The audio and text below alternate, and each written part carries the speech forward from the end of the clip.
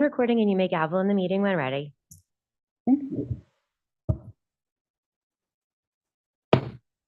Good morning and welcome to the open meeting for the Federal Election Commission for January 30th, 2025. The meeting will now come to order. It is traditional for the chair to deliver welcoming remarks at the first open meeting of the calendar year, so I'm just going to take a moment to say a few words. First, I want to acknowledge the terrible plane crash that took place last night, very close to here over the clinic.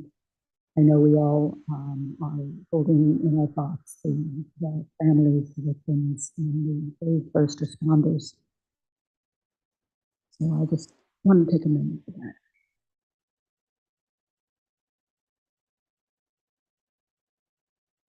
I've spent most of my career in public service. It sounds trite to say, but when you say it's an honor and a privilege to serve, but it really is true. And it is particularly true because one gets to serve alongside the outstanding professional staff in the federal workforce, who are the backbone of the government, who do their jobs each day with one goal in mind, providing the best service to the American people. The ones I know best, of course, are the professional staff here at the FEC. The FEC is a small agency, and we are frankly under-resourced. That means that the staff here work very, very hard. It's been an inspiration to me to see their consistent dedication to the important mission of this agency, providing transparency to the American people about money and politics. I always feel that I do my job better because of you and the good work that you do. So I can think of no better way to start off the year than by publicly thanking the great staff of this agency for all that you do for the Commission and the American people. This year, the FEC will be celebrating a big birthday. In April, the FEC turns 50.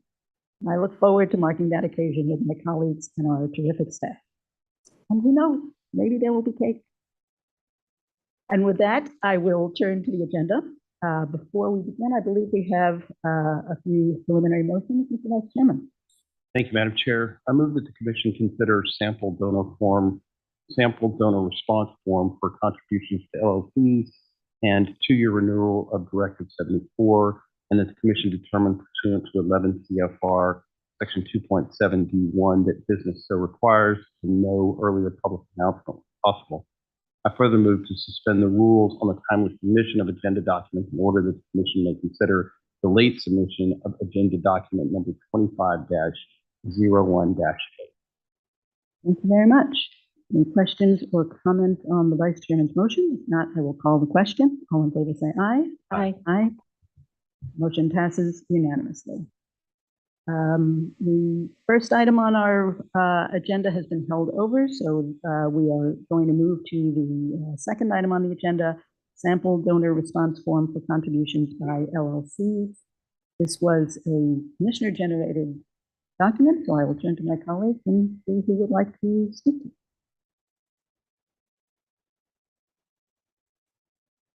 Mr. Dickerson. Thank you, Madam Chair. As the cover memorandum notes, this was the result of bipartisan discussion among 4 of us, myself, Commissioner Broussard, Lindenbaum, and Traynor.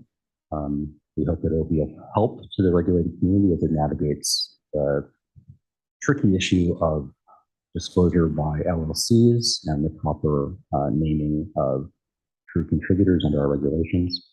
And I'm happy to make an appropriate motion on it. Thank you, Commissioner Dickerson. Any other thoughts on this? I just want to share a couple of thoughts. I want to encourage people to read the footnotes. This is, excuse me, this is a tricky issue. And for LLCs and for super PACs, it's a reporting issue. And there's a best efforts defense to allegations of reporting violations. But for some committees, notably candidate committees and party committees, they're not allowed to accept corporate contributions. So if, as a result of filling out these forms, they learn that they have corporate contributions, there's a second step there, and they need to get rid of those corporate contributions, and there is no best efforts defense to having an illegal contribution. So we lawyers love to delve into the footnotes, and we know that's where the good stuff is often hiding. But for the non-lawyers out there who may be actually filling out these forms, I just want to encourage you to read the fine print. One question for my colleagues, this, because it involves a best efforts defense, this is the sort of thing that might normally be done through a rulemaking, a policy statement, a interpretive rule that would then be published in the Federal Register. It would bring a little bit more visibility that way, and I'm wondering whether there's any interest in pursuing any of those. Madam Chair. I'm sorry, Commissioner. Only one member of the commission, and that's the chair, has engaged in a discussion of substantive law. This is merely a form, and no, it is our judgment that it does not need to follow that. Very well. Mr. Dickinson, did you make the motion or did you indicate an intent to make the motion? Well then, I think that would be submitted at this point. Thank you, Madam Chair. In the sample donor response form for contributions by LLCs, I move the Commission's approval of agenda document number 25-53-A, which is drafted. Thank you. Commissioner Dickinson has moved approval of the document. Do we have any discussion or questions on the motion? I'm just going to say that I fully share in the goals of the providing better guidance to the regulated community. I'm going to abstain on this because I think it would be better done through an interpretive rule or a policy statement. Having said that, I will call the question. All in favor say aye. Aye. Any opposed? Any abstentions? That would be me. The motion passes by a vote of 4-1 with the Vice Chairman, Commissioners Dickerson, Broussard, and Lindenbaum voting in favor, and I abstain. That brings us to the next item on the agenda, 2-year renewal of Directive 74. Madam Chair. Mr. Broussard. Thank you, Madam Chair. Just a few words before we move into the motion or any comments regarding this. In November of 2023, the Commission adopted Directive 74 to improve the investigative stage of the enforcement process. It included a sunset provision that the directive would remain in force until June 20th of 2025, subject to renewal by the Commission. At that time, I believe myself and Commissioner Dickerson were hopeful that the period would allow the Commission to assess the directive's effectiveness and whether to permanently adopt the procedures to further fine-tune them. But unfortunately, I don't believe that the number of investigations that are ongoing or that were commenced during that time of period have provided enough of a sample size for a full assessment of the directive. And thus, it is my conclusion that we should proceed with a 2-year renewal. I want to say that there have been some successes, and I want to thank the staff for that. I believe that the Commission has become more informed of the investigative process. I want the public to know that we are routinely updated by our staff regarding the status of investigations, and that instills a great level of trust and respect amongst the Commission to our staff. And for that, I want to say thank you. I also want to say continue the good work so that there may become a time and point that these become innate behaviors and that we no longer are in the need of this directive. So thank you, Madam Chair, and at the appropriate time, I will move a motion, excuse me. Thank you, Commissioner Broussard. Are there any other comments? Mr. Dickerson. Thank you, Madam Chair. I just want to join my colleagues' thoughts. I think the directive has been an unqualified success, so I understand that the sample size could be larger.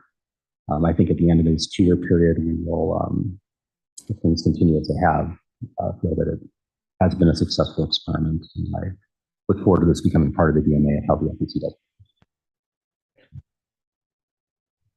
Any further comments or questions? Not, I will entertain a motion. Madam Chair. Commissioner Broussard. Thank you. I move agenda document number 2501A, draft A, 2-year renewal of Directive 74. Thank you, Commissioner Broussard. Commissioner Broussard has moved approval of the document. Do we have any discussion or questions on the motion? Now I will call the question. All in favor say aye. Aye. Any opposed? No. So the motion passes by a vote of 4-1 with the Vice Chairman, Commissioners Dickerson, Broussard, and Lindenbaum voting in favor and me opposed. The next item on the agenda is management and administrative matters. I have an administrative matter to raise, and that is that today is the last meeting for our long-serving and treasured head of our press office, our assistant staff director, Judy Ingram. Judy has been with the agency for 16 years, having started on January 4th, 2009.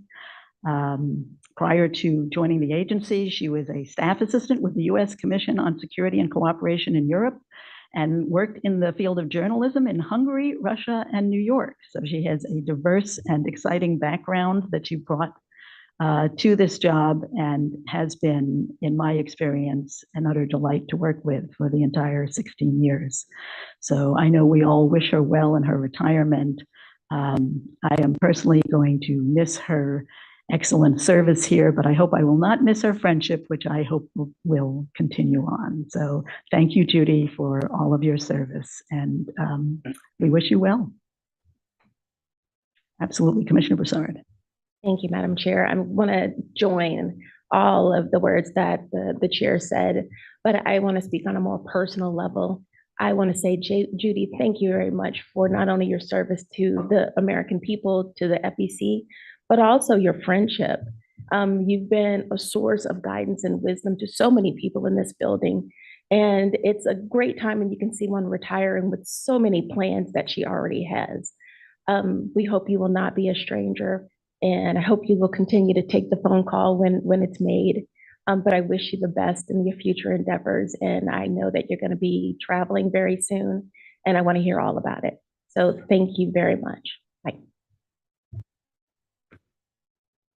Commissioner Dickerson. Thank you, Madam Chair. I wasn't anticipating this as an agenda item, so this may be a little rough, but I did want to tell a story about Judy, which is that I was on the Metro. This was several years ago. It was before I joined the commission, when I was a lowly litigator who occasionally showed up to cause trouble around here.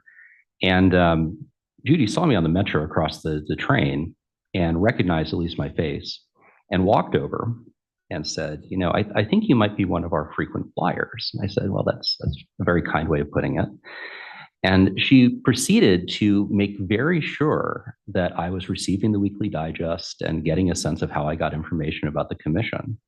And that has stuck with me over the years because I thought it was a real, I mean, no one, look, I spent a decade in New York, like no one just walks over and talks to people on trains. And the fact that she did that solely on the basis of recognizing my face and was so professional about it and used that as an opportunity to get some real-time feedback on the workings of her office and her duties, I was very impressed by. I'm not sure I've told that story previously, but it seemed the right time to say that I think that was emblematic. There was no reason to do that whatsoever except an organic attention to duty, and I'm gonna miss that. Thank you.